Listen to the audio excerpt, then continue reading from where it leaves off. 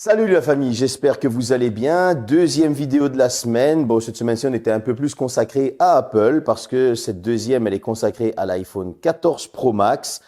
Ça va être un retour d'un utilisateur Android qui était anciennement un utilisateur Apple.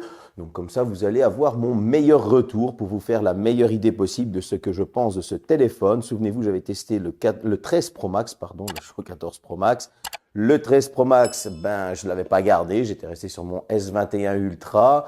Qu'est-ce que je vais faire de ce 14 Pro Max? On va en discuter tout de suite. Bon, dans la boîte, on retrouve l'iPhone, un câble Lightning et pas de chargeur. Ça, maintenant, on a l'habitude. Et je ne vais pas faire la pub d'Apple d'acheter leur chargeur et de leur faire gagner encore de l'argent, surtout quand on sait au prix où ils vendent leur téléphone. Moi, je suis un utilisateur du hub de chez Ugreen pour mon iPad Pro et mon PC.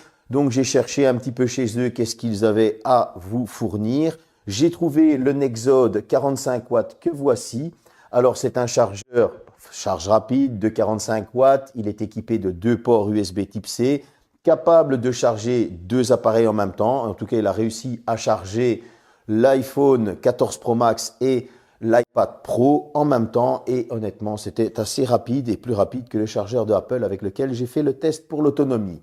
En second lieu, pour les dingues de la charge et ceux qui veulent aller toujours plus loin, j'ai envie de leur proposer le Nexode 140 watts que voici.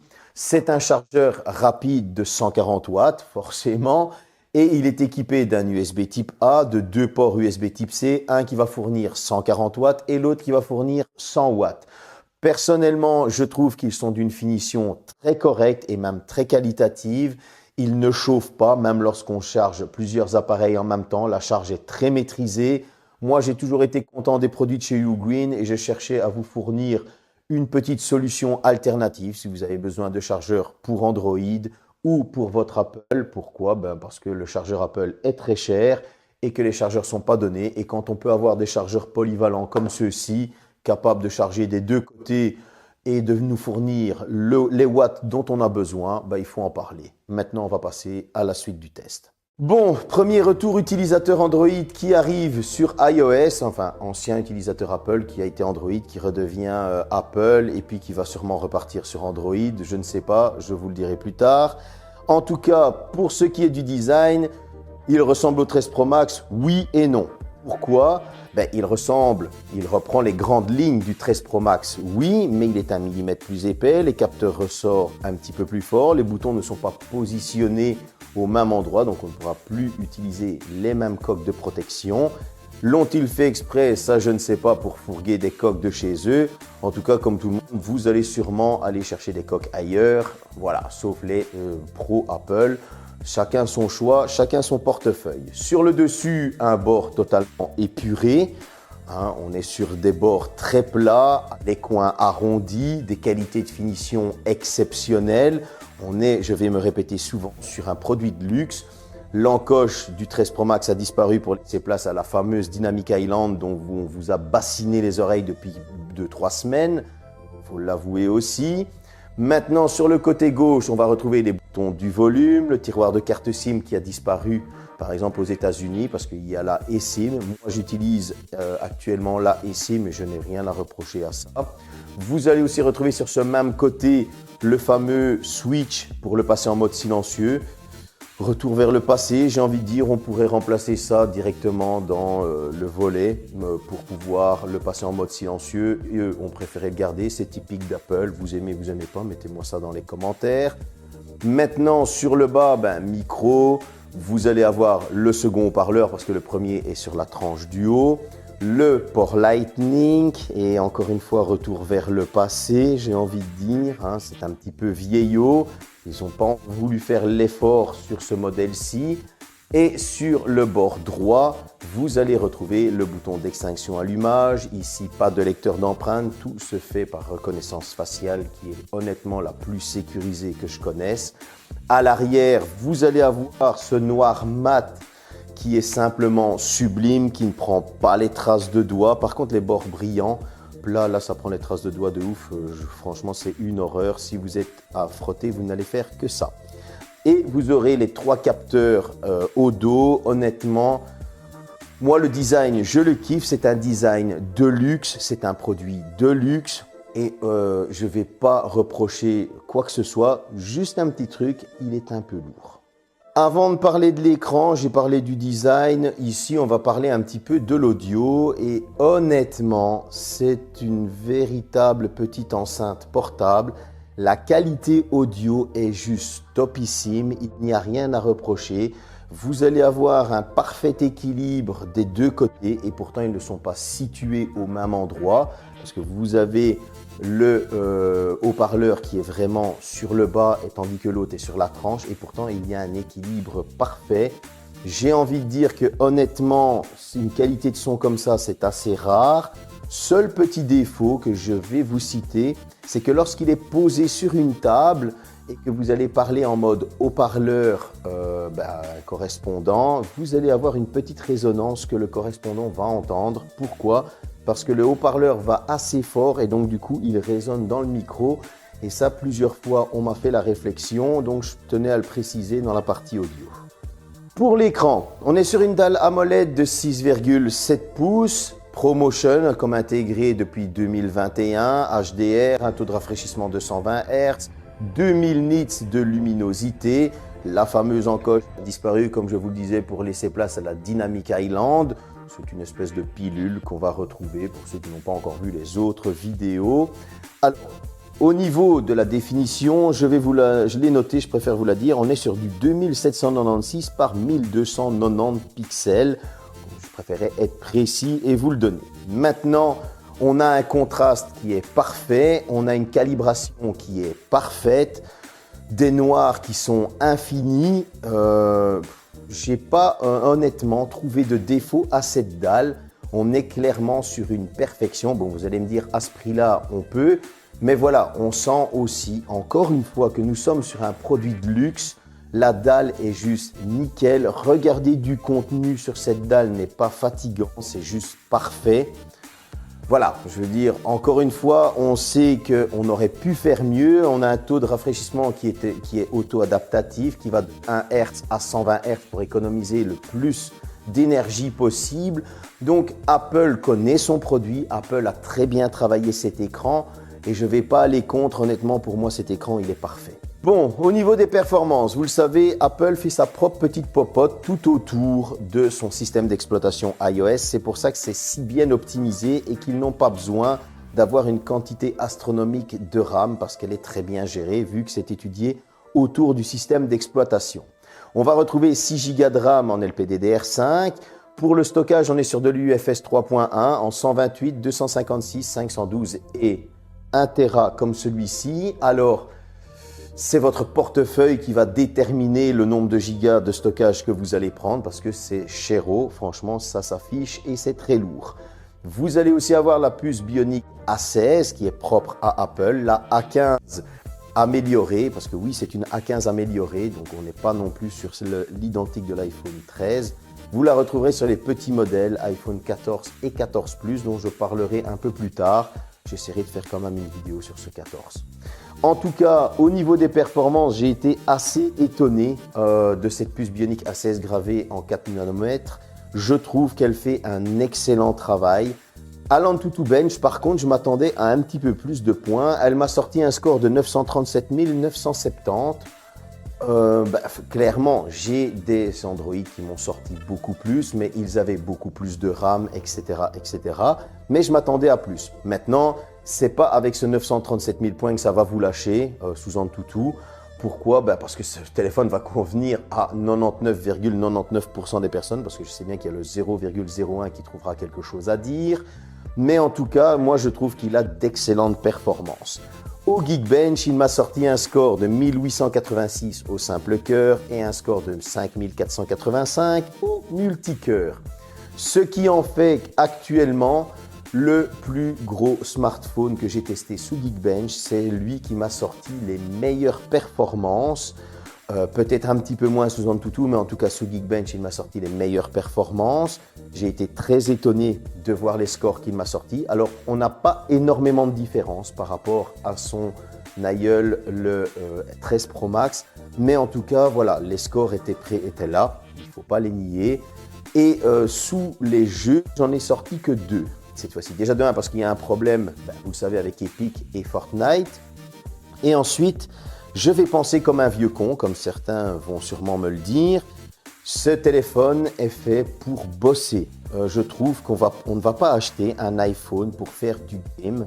C'est mon avis personnel, c'est un outil de travail, surtout déjà au prix où on le paye et avec tout ce qu'on peut faire avec, les transferts de données entre iPhone, iPad, etc., les prises de notes, que ce soit sur n'importe quelle application, les transferts de vidéos, etc. C'est un outil de travail. Voilà, mais j'ai quand même testé du jeu et je vais vous donner les températures en jeu. Alors, pour Asphalt 9, j'ai pris un classique. Là, clairement, on était sur quelque chose de magnifique. Il n'y a rien à reprocher, ça va dans tous les sens. Pas un seul bug, pas un seul défaut dans l'image. C'est juste sublime. Au niveau du second jeu, j'ai pris Genshin Impact et là, ça a été une très grosse surprise pour ceux qui ne vont pas m'écouter mais qui vont quand même vouloir jouer sous iPhone 14 Pro et Pro Max. Genshin Impact arrive à tourner en graphisme maximum et 120 fps. Ça veut dire que c'est le premier smartphone que je teste qui fait tourner Genshin Impact en 120 fps avec les graphismes au maximum et pour moi ça a été une très grosse surprise, cette fluidité, cette qualité d'image, je n'ai rien à reprocher. Cependant, lorsque vous allez le passer en 120 fps avec graphisme au maximum, il va y avoir une petite chauffe qui n'est pas indéniable et qu'on va sentir. Que ce soit en coque ou hors coque, moi, j'ai senti une température, ça montait et lorsque j'ai pris la température, on était quand même à du 55 degrés, ce qui fait que c'est beaucoup, je trouve. Maintenant, forcément, graphisme au maximum, 120 images par seconde pour le jeu. Lorsque vous le mettez en graphisme élevé, 60 images par seconde, il n'y a aucune surchauffe, bien au contraire, j'étais en dessous des 40 degrés. Donc voilà, vous avez quand même une très bonne image, une très bonne fluidité avec une température plus que maîtrisée. Je n'ai rien à dire à ce niveau-là, si ce n'est que si on achète un iPhone 14 Pro Max, franchement, c'est plus pour bosser que pour jouer. Mais ça, je vous laisse mettre votre avis dans les commentaires. Dites-moi ce que vous en pensez vous aussi. On va parler de la suite. Avant d'entamer la photo, on va parler de 2-3 petites choses, des petites specs à gauche et à droite. Tout d'abord, IP68, c'est franchement très bien. Du Bluetooth 5.3, du Wi-Fi 6 et non, pas du Wi-Fi 6E, c'est bien dommage. Un petit retour vers le passé, encore une fois, fait pas mal de trucs. Donc ils avancent d'un côté, mais ils restent dans le passé d'un autre. C'est assez décevant, je trouve. On a ce port Lightning qui date de Mathusalem, donc là on repart très loin dans le passé. Je suis désolé, mais il est totalement obsolète, il n'a plus lieu d'être. Eux qui nous parlent d'écologie pour enlever le chargeur, c'est là qu'on les croit un petit peu moins, que c'est plus économique. Pourquoi? On retrouve de l'USB type C sur les iPads, on retrouve des chargeurs différents comme le MagSafe, etc. Donc voilà, essayez de changer de disque, mais en tout cas Lightning, j'espère vraiment de tout cœur qu'ils vont passer à autre chose pour le 15. C'est tout ce que je peux vous souhaiter. En indice de réparabilité, nous sommes sur un 7 sur 10. Ils ont fait des efforts, oui, mais on n'est pas encore au niveau de certains smartphones. En tout cas, déjà 7 sur 10, c'est pas mal. On espère pour le 15 arriver à un petit 8 ou 9, ce serait très bien. Bon, pour la partie photo, 48 mégapixels, grosse innovation pour le monde d'Apple. Pas d'innovation pour le monde Android qui est à 108 voire 200 mégapixels pour les nouveaux modèles. Est-ce que les mégapixels font la photo? Non, pour la simple et bonne raison que c'est l'utilisateur qui fait la photo et le ressenti des gens qui regardent vos photos. Simplement, maintenant, un bon réflexe de 24 mégapixels parfois vous fait même mieux que vos smartphones, il faut vous le dire. Les zooms, bravo Apple, vous vous êtes contenté de rester à 15, ce qui je trouve est très bien, ça ne sert à rien d'aller plus loin. Parce que pour la simple et bonne raison que, à part dans les vidéos de teubé qui comparent les zooms, je ne vois pas l'intérêt, si ce n'est de faire des vues pour gagner des sous. Je tenais à le dire quand même, parce qu'un zoom, vaut mieux avoir un bon zoom x10 qu'un amas de pixels en zoom x100, c'est mon avis. Donc voilà, en tout cas, moi, si je travaille avec mon smartphone, que ce soit le H30 Ultra ou que je travaille avec ce 14 Pro Max, Ben, au boulot, je vais faire des zooms en ultra grand angle, en zoom maximum x3 ou x4, mais je ne vais pas m'amuser à zoom x100. Je trouve ça totalement débile. Donc, pour ma part, je trouve que c'est très bien de se contenter d'un zoom x15. Maintenant, à l'arrière, on retrouvera 3 capteurs, un 48 mégapixels grand angle ouverture 1.8, un 12 mégapixels ultra grand angle ouverture 2.2 et encore un 12 mégapixels téléobjectif ouverture 1.8. À l'avant, on retrouvera un capteur 12 mégapixels grand angle ouverture 1.9. Tout ce joli petit monde est capable de filmer en 4K, jusqu'en 4K, pardon. C'est bien dommage qu'il ne filme pas en 8K. Pour ma part, j'ai trouvé ça assez dommage, surtout pour un produit de luxe et un produit de ce prix. Il va se contenter d'une excellente 4K 60 fps, il faut l'avouer. Mais voilà, un petit 8K, ça aurait été top. Il a une stabilisation qui est franchement topissime. Vous l'avez vu dans d'autres vidéos, donc je ne vais pas m'amuser à courir dans la rue comme un abruti. Mais ce que j'ai remarqué en tout cas, c'est que si vous êtes en 4K 60 fps, que vous activez ce mode sport pour une ultra stabilisation, c'est hyper stable, mais vous n'allez plus être en 4K, mais en 2,6K. Il faut bien préciser cette chose. Donc au moins je tenais à vous le dire. C'est aussi capable de filmer au ralenti en 120 et 240 fps, comme je vous mets les extraits. Donc en tout cas, c'est capable de faire pas mal de choses. Malheureusement pour le prix, j'aurais espéré d'avoir un ralenti 960 fps comme sur le H30 Ultra.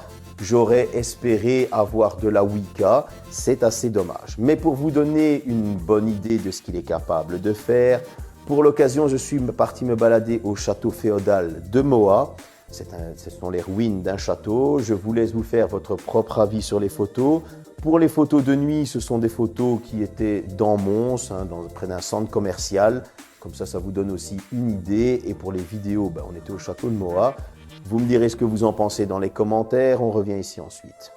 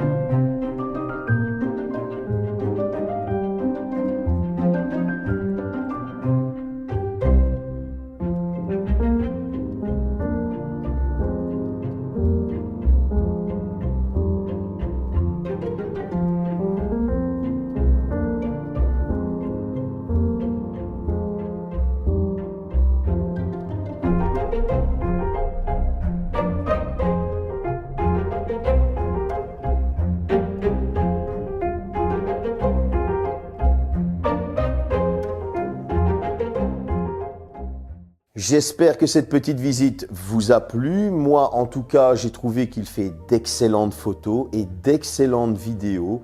Je me suis amusé à filmer en Full HD et en 4K. Et honnêtement, il n'a rien à envier aux Android, si ce n'est la 8K, comme je vous ai dit.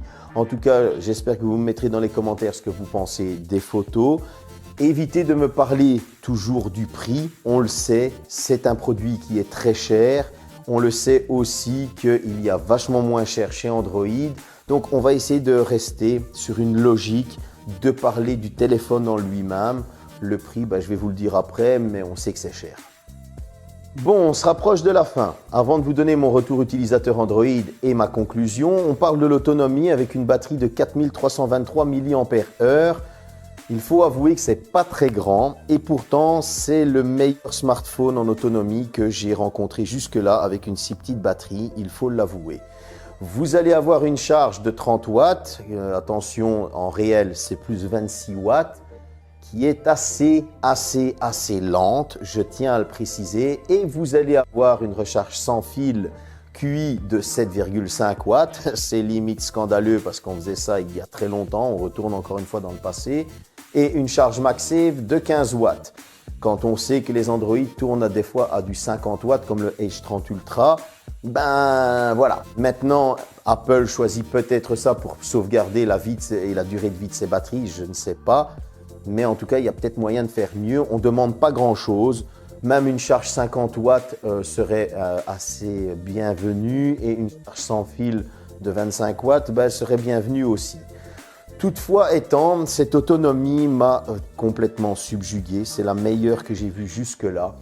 À mon utilisation personnelle, c'est-à-dire intensive, je suis tout le temps dessus. Ce smartphone a tenu 1 jour et demi. C'est juste énorme. Quand je dis 1 jour et demi, il tient du matin jusqu'au lendemain midi et ça c'est juste parfait. À une utilisation raisonnable, il tient son 2 jours, voire 2 jours et quelques heures. C'est juste exceptionnel. Quand je dis une utilisation raisonnable, c'est voilà, il est beaucoup plus en veille, etc., etc. Je n'ai pas utilisé l'Always On Display, mais une fois que je l'ai utilisé, il n'y a pas énormément de différence, je tiens à le dire. Apple a très bien travaillé ça. Mais par contre, cette longue autonomie a un contre-coup et c'est sa charge avec ses chargeurs à la ramasse qui datent de Mathusalem. Il va vous falloir 1h30, voire presque 2 heures pour charger ce téléphone. C'est juste horrible. C'est lent, c'est très lent, c'est scandaleusement lent. Il n'y a pas d'autre mot, on retourne clairement 4 ans en arrière par rapport à certains smartphones Android. C'est juste scandaleux. En plus, le chargeur n'est même pas fourni, donc c'est encore plus scandaleux, surtout à un prix pareil. Donc quand on annonce un téléphone à plus de 1500 balles, j'estime qu'on doit avoir certaines choses au top du moment. Et en tout cas, ce n'est pas la charge qui est au top, mais l'autonomie, oui. Maintenant, il est temps de parler de mon retour d'utilisateur Android. Vous le savez, comme j'ai dit, je suis un ancien utilisateur Apple qui en avait eu un gros ras-le-bol du monde fermé et qui suis parti sous Android. Je suis revenu avec des appréhensions. J'utilise l'iPad Pro. Pourquoi? Parce que j'avais été déçu des dernières Galaxy Tab. Donc je me suis dit, en attendant une Galaxy Tab S9, je prends l'iPad Pro. Ça, c'était assez facile. Mais quand c'est un produit que j'utilise non-stop, qui est tout le temps dans ma main, comment ça allait se passer? Tout d'abord, le transfert de mon S21 Ultra vers l'iPhone 14 Pro Max, ça s'est bien passé, mais il me manquait des photos, il me manquait des applications, etc., etc. Pourquoi? Grosse surprise déjà. Si par exemple j'ai un abonnement à InShot sur Android, vous l'installez sur iOS, vous remettez vos comptes InShot, et là, non, il va falloir repayer l'abonnement. Ce n'est pas normal. Je suis désolé, c'est scandaleux. Donc, ça veut dire que si vous avez des abonnements sous Android et que vous partez sur iOS, il faudra repayer les abonnements. Pourquoi? Je ne sais pas. En tout cas, c'est le même compte. Ça ne doit pas arriver. Ça, c'est mon premier coup de gueule. Maintenant, grosse surprise au niveau, comme je vous disais, de l'autonomie. Je repars un petit peu en arrière. Rien à reprocher. Au niveau des performances, non plus. Au niveau du design, bien sûr que non, c'est un smartphone qui est classe, qui est de luxe, définition incomparable, irréprochable même. Cependant, il a une tendance à fatiguer le poignet, c'est juste horrible. Son poids est excessif, alors il est plus lourd de quelques grammes de mon S21 Ultra, mais quand j'ai testé un H30 Ultra qui est super léger dans la main, très agréable, il ne faut pas étendre ses doigts dans tous les sens, etc. Je veux dire que là, ça fatigue sévèrement le poignet et le poids se fait sentir. Si vous êtes un gros utilisateur, dites-vous bien que les tendinites du pouce risquent d'arriver souvent. Ça, c'est aussi mon avis personnel.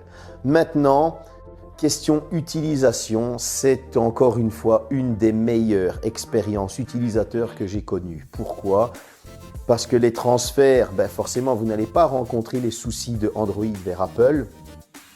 L'écosystème est juste étudié parfaitement, que ce soit avec des AirTags, que ce soit avec une Apple Watch.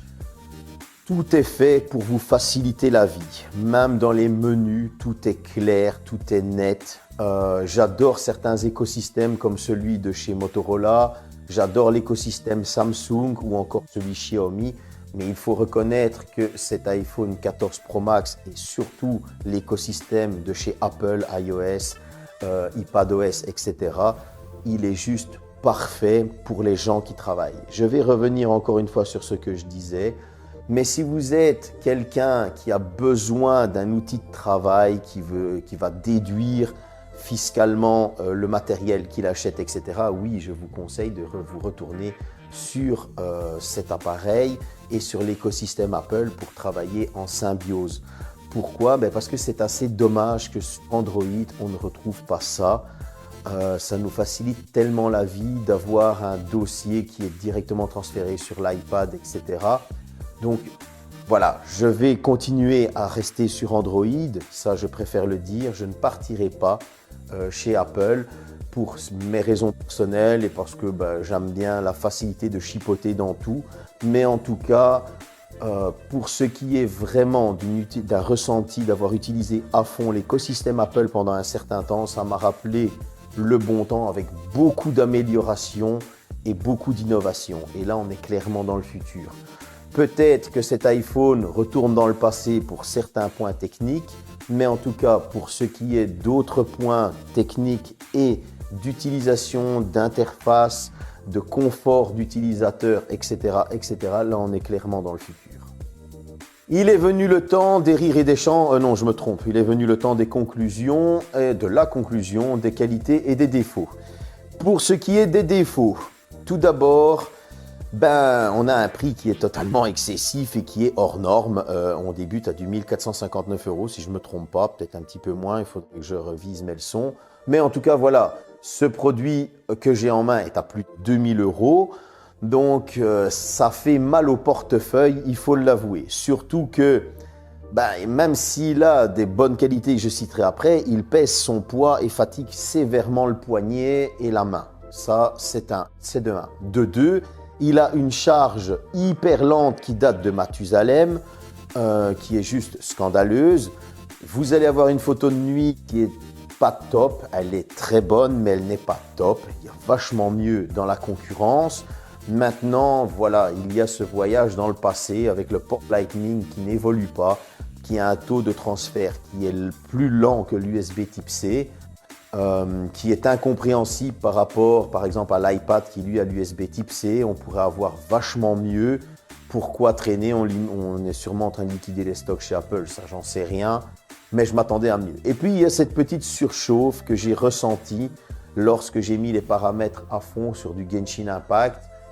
Je voulais quand même le mettre dans les défauts parce que ça en reste un. À côté de ça, vous allez avoir un produit de luxe, un design magique, époustouflant, qui tient bien quand même dans la main malgré son poids, qui tape à l'œil. Donc ça, c'est pour le design. Vous allez avoir de l'IP68. Vous allez avoir une dalle qui est juste parfaite. L'écran est parfait. On est sur de la perfection. Vous allez avoir des performances dignes d'un haut de gamme parce que ce n'est pas comparable à Android. Même s'il est en dessous du million sous Antutu, Geekbench, il est le meilleur que j'ai testé et que j'ai vu, je pense. Et en tout cas, c'est un smartphone qui ne va jamais vous lâcher. Encore plus en autonomie, avec une autonomie increvable. Il a un appareil photo qui est polyvalent et qui va toucher tout le monde, qui va convenir à tout le monde, que ce soit ses appareils de dos, son appareil frontal. Donc, on est clairement sur un produit qui voyage entre le passé et le futur. Pourquoi? Parce que dans le passé, il va avoir tous ces petits défauts qui le mettent à la traîne par rapport à la concurrence. Et dans le futur, il a toutes ces choses qui sont parfaites, comme même son écosystème. Alors, en tant que utilisateur Android, j'ai envie de dire que j'envie les utilisateurs Apple pour tout cet écosystème, pour le fait d'avoir ce produit de luxe qui donne une impression de top et ces performances qui sont non négligeables. Mais voilà, je préfère rester sur Android parce que j'ai eu mon petit coup de cœur sur un autre smartphone qui est le Motorola Edge 30 Ultra, de 1. Et de 2, je préfère rester sous Android parce que j'ai cette liberté qui n'est pas offerte chez Apple, mais qui en tout cas, si vous n'avez pas cette liberté chez Apple, elle est ultra sécurisée. Un choix est à faire, ce sera le portefeuille qui décide, ce sera votre envie qui décide et aussi si vous êtes plus Apple ou Android, ça c'est à vous de voir. Moi en tout cas, je ne vais pas critiquer cet iPhone 14 Pro Max, au contraire, je trouve que c'est un excellent smartphone. Toutefois, si vous avez un 13 Pro Max, attendez le 15, mais si vous avez un iPhone X, 11, 12, oui, je vous invite à acheter ce 14 Pro Max parce qu'il est excellent. Si maintenant vous voulez encore attendre un petit peu, attendez le 15, mais pour moi c'est un excellent produit et honnêtement, l'avoir en main ne serait-ce que 15 jours, c'est juste du pur bonheur.